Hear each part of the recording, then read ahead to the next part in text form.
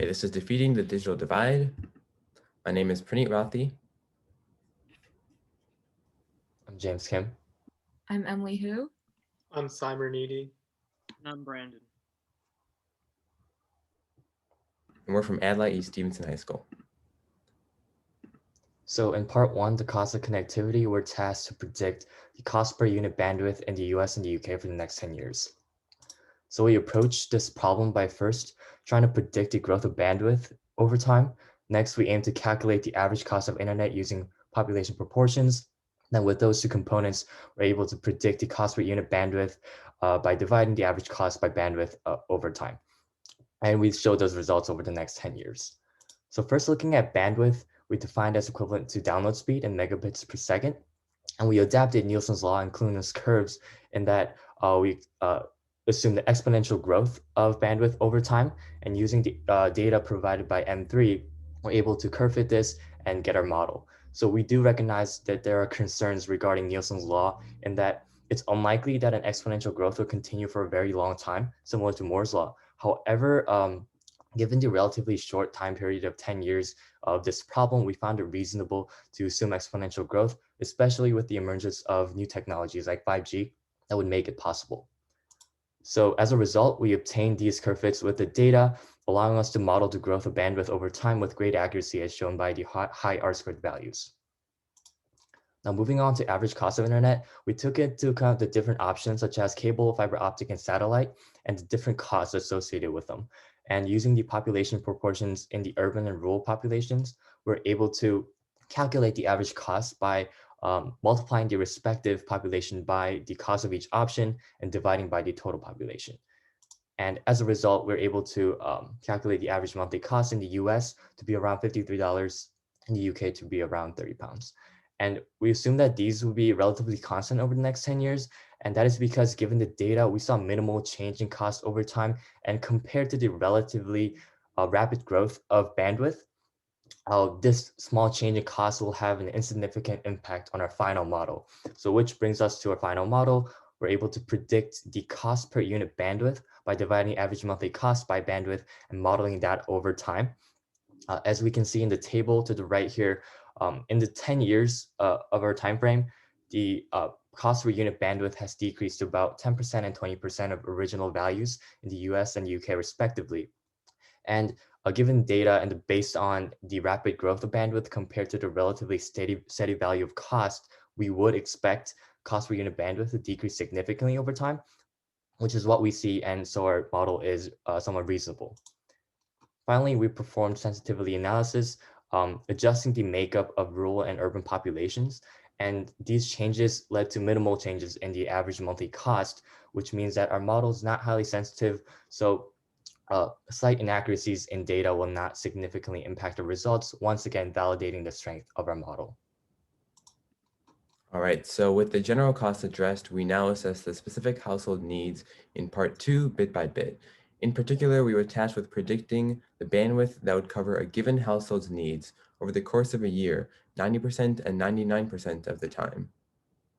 So to determine this bandwidth, we calculated the total megabits consumed across a week by that household, assuming the highest internet usages. For example, this could be having full-time work or full-time education. We then scaled this down to a per second value to get our bandwidth. To calculate this household usage, we divided each member's use into formal and personal use. Formal is school or work, while personal is any other use. But there was another factor here that we found to be highly correlated with usages, and that was income. We therefore decided that the 90% and 99% thresholds would be derived by comparing across all incomes and determining what values would satisfy their needs for 99% and 90% of the possible incomes. So the first formal use is education, which we split into K through 12 and college education.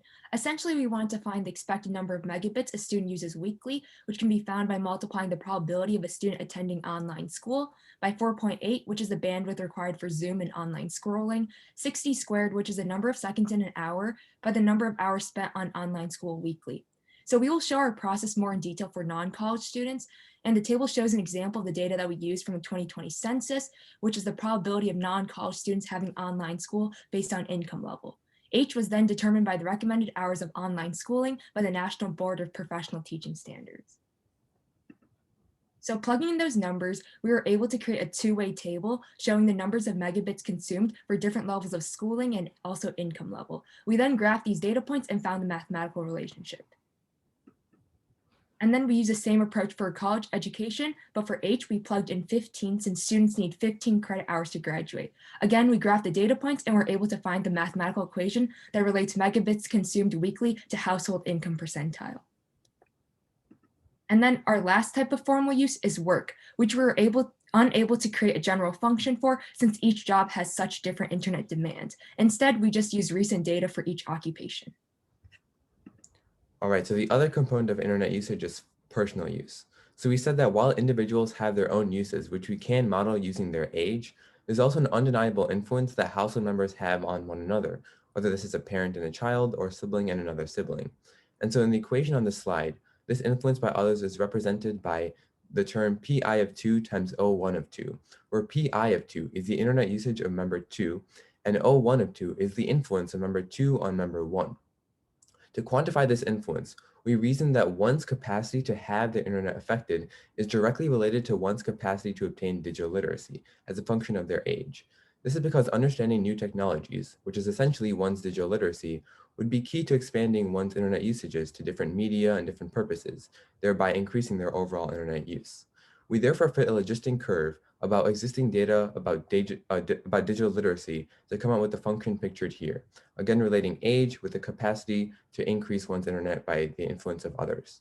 So here a y value of 0 represents no ability to be influenced by others, and we see that higher ages who are more grounded in their internet uses have values closer and closer equal to 0. On the other hand, 1 represents one's influence to be influenced by others, where this influence is equivalent to their own use. So looking at the purely individual component of personal use, we divided this into 4 types of devices: TVs, computers, tablets, and phones, by which any individual could use the internet. So for each type of device, we said that an individual's weekly personal internet use could be determined by the weekly time they spent on that device times the expected bandwidth when using that device times an income multiplier. So the weekly time was determined by using averages across all age values. So for example, the average time an 8-year-old would spend on the TV. The expected bandwidth was a constant found using existing data we found online.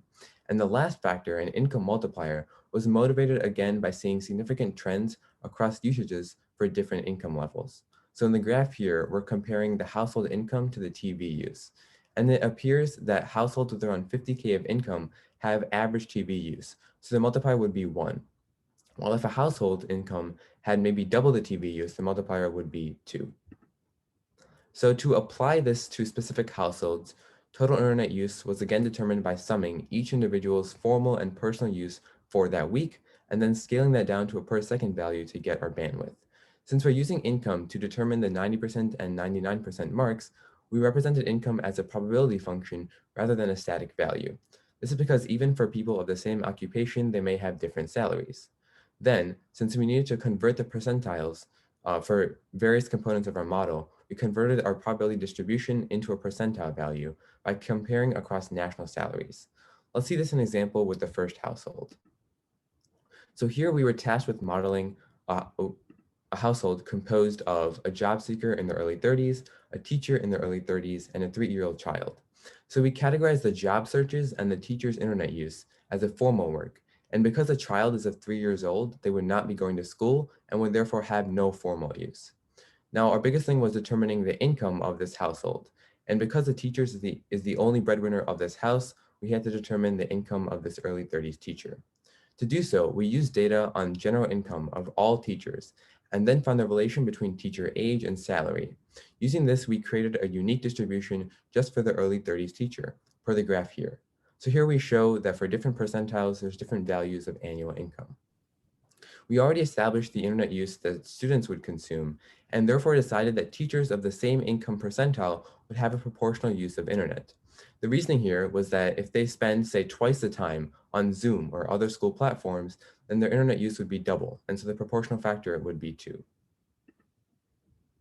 So using the elements that Praneet mentioned, we were able to create a function and ultimately graph it. And in order to find the 90% and 99% values, we wanted to find the y value that can cover 90% and 99% of the points on the function. And our work in detail is shown on the slide. So for household number 2, we're given a retired woman in her 70s and 2 school-age grandchildren who only go to the retired woman for schooling. So some key things to note is that the retired woman has no formal use because she doesn't have a job and she doesn't have school. And then the school-age children are in elementary school because if they're any older than that, then they wouldn't require the care of a grandmother. The children also don't have any personal use since they only go to the grandmother for schooling. And using the same method as the first household, we were able to calculate the 90% and 99% values at 4.1 megabits per second and 4.51 megabits per second, respectively. And then for household number 3, we're given 3 former M3 participants. They're all seeking a full-time undergraduate degree, and they also work part-time. Since they have the same background, we assume the same formal and personal internet use composition. So we only needed to calculate for one person, and then we multiplied by 3. Their formal use is comprised of computer work, and we made that assumption because most M3 participants do go into computer science and also their college education. Their personal use is then found using the age of 20, which is the average age for a college student. We again use the same method as household 1 and found the 90% tile to be 11.2 megabits per second and 99% to be 12.32 megabits per second. Moving on to part 3, mobilizing mobile, we were given 3 regions and were tasked with finding the optimal number and location of 3 types of cell towers to ensure the bandwidth requirements of each region were met.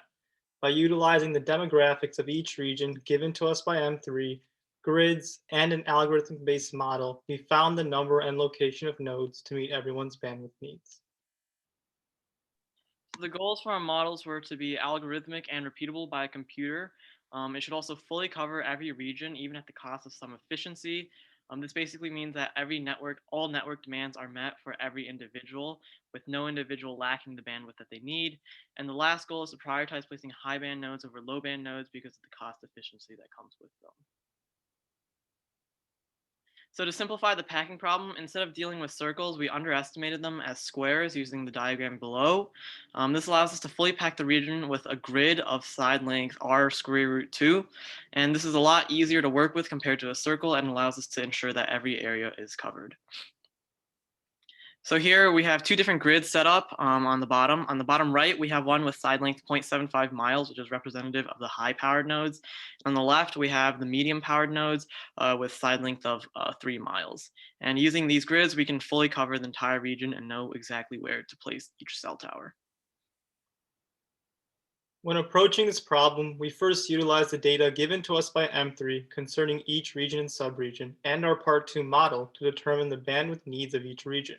We assumed that the needs would be uniform throughout each of the subregions and that we would be able to place towers anywhere throughout the regions, as not enough information was given to indicate otherwise. We then use a color gradient to indicate in a visual way what the bandwidth needs of each region are and what cell towers are needed. Also, as stated in our goals, ensuring everyone's bandwidth needs are met is of utmost importance, even at the cost of efficiency. So first, we divided each region into a grid using the smallest range node, and then filled each grid with a certain color or gradient, which we determined by using our output from the equation in part 2 and the specific demographics given to us. A red color indicates a high need, a yellow a medium need, and green a low need. For the units which had coinciding subregions, we took the highest gradient to overestimate and ensure that all bandwidth needs are met. We then placed 5G towers in the grids that were above a specific threshold of red and subtracted that bandwidth provided by the tower from the bandwidth need of that unit, and repeated this until all those grids were no longer above that threshold, meaning that the bandwidth needs could be met using other towers. We then repeated this process for each of the types of towers until all bandwidth needs were met. 1 minute remains. Applying this model to region A shows the following diagram with areas with high density like region 5 and region 2 with a couple red nodes, whereas the lower densities like region 4 and region 6 use more yellow and green nodes. We repeated this process for the regions above and ended up with these results. A red dot represents a 5G tower, yellow a medium power tower, and green a low power tower. As Brandon described, using grids makes our final output much less efficient as more towers are needed to ensure everyone's bandwidth needs are met. However, that being said, our model's biggest strength lies in its formulaic approach, as it can be performed by a computer without human biases. This allows for a model to take into account the exact location of the towers within the subregions as well. This is only possible by using the grid approach. Thank you for watching, and we look forward to any questions you guys may have. We will ask some questions, but before that, I just want to say thank you. Great job.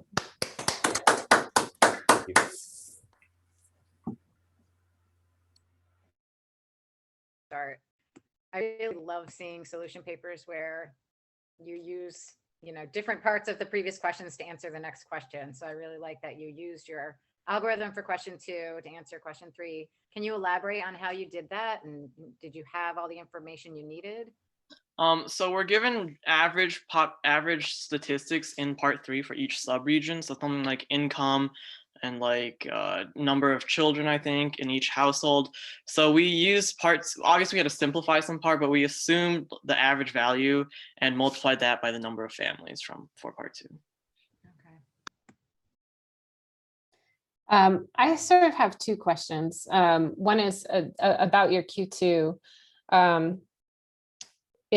You had a quadratic model for income, and so I'm hoping you can give me some insight on that. Why did you choose that, and what do you think the limitations of that are? And then the second question that I have for you is that that is a totally reasonable assumption and probably a good portrayal of what's happening right now, that people with higher incomes have greater access and need for bandwidth. But if we wanted to interrupt that cycle to make sure that people who have lower income still get access to the internet, could you adjust your model to account for that? Sure. So for the first part with the income, we did that on a specific like use by use case. So for the first example with the teacher, what we actually did was we found that the average age of teachers across like all of America is like 42.5. And so by scaling that down 10 years, we'd get the average age of an early 30s teacher. And so using a relation between teachers' age and income, we were able to get a new distribution, which gave us the possible salaries for a teacher in their early 30s. It wasn't necessarily quadratic. We just used the given data that we had to accommodate for each specific case. And then for that second part, that's definitely a fair point. And I do recognize that basing the model purely on income definitely can, in some ways, even contribute to discrimination that we definitely don't want to accommodate for. And so I definitely think that the model can be adjusted so that income is less of a factor, or even you can group people together. And so in that way, you can kind of merge people into similar internet uses. For example, we can maybe treat the bottom 25% of people more closely to the middle 25% and therefore bridge that gap, and do that same kind of thing for different income ranges, thereby decreasing the total discrimination and the differences that we have across different incomes. All right, thank you. I've got a question about the first model. You use Nielsen's law to generate your model for the first question, but note that it's problematic. I just want to ask first, why is it problematic? And also, what would you do to adjust it to make up for those deficiencies? So yeah, that's a great question. Our model is actually a bit closer to Kloonen's curves, which is more of the average bandwidth of an average customer. That's because Nielsen's law deals with the high-end user's connection, which is what we don't want. And using the data, which is the average download speed, we're able to predict what a normal customer would have if they buy bandwidth. So with that, we're able to predict the average cost, average bandwidth over time. And I said that was problematic because of the exponential nature of it, because we know that there will be some limiting point where the bandwidth growth doesn't continue exponentially forever. But given our time frame of 10 years, we thought it was reasonable in that time frame to assume exponential growth because of the past data that we've seen and the emerging new technology that would make it possible.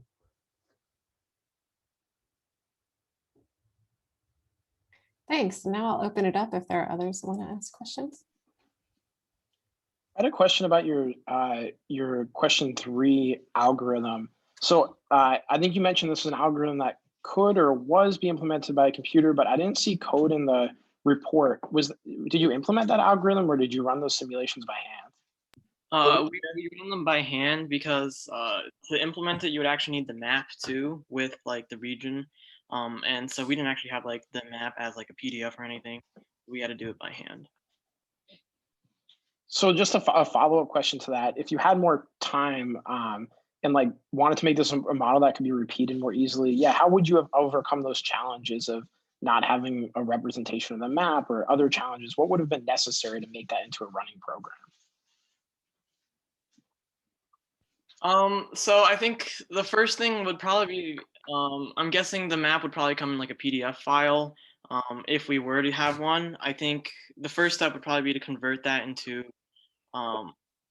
have some sort of AI in the program that could analyze the map and determine the area, because the area is really the most important part of the model, figuring out what the relative sizes of each region is. And then the next step would just be to have a way to convert that information into the requirements from part 2, the necessary inputs for using model 2 to determine the bandwidth needs. So those would be probably the 2 biggest challenges. Okay, great.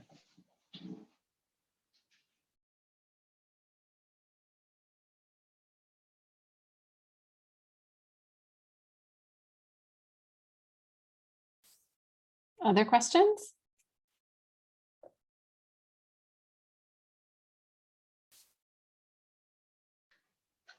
So I could ask a question about part 2. I think your largest bandwidth, the largest needed bandwidth predicted for the M3 students was somewhere in the order of 12 megabytes per second. And Dr. Moeller brought up this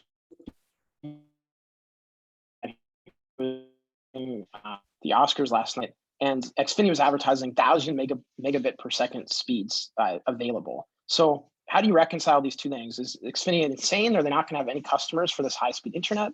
Do you think it's unnecessary? How does that map with the relatively low numbers your model predicted? Yeah, so the biggest thing with our model is we took average needs. And so I definitely think that at some points, especially for maybe higher end people who have more internet usages, higher values like that definitely are implementable. But I do feel like for the average household, which is what we're kind of focused on, there is a little bit of gap between the values that we got and maybe the high end values that might be out there. However, one thing to note is the approach that we took was we took at any given time what the average bandwidth would be, but there definitely are times where there's a high concentration of bandwidth being used. I guess one example could be like a Super Bowl where everyone's on their TV. And so at that time, there's a lot of people using the same kind of high-end devices. And so I definitely think that at those kind of moments, this kind of high-end bandwidth would be very applicable. It's just that on a day-to-day basis, that wouldn't be. And so I think those two could be combined in terms of having options when you do have a high internet usage, but for the most part, you wouldn't need to. I think that's a great point. Would there be a way to incorporate those sort of outlier events or times into your model?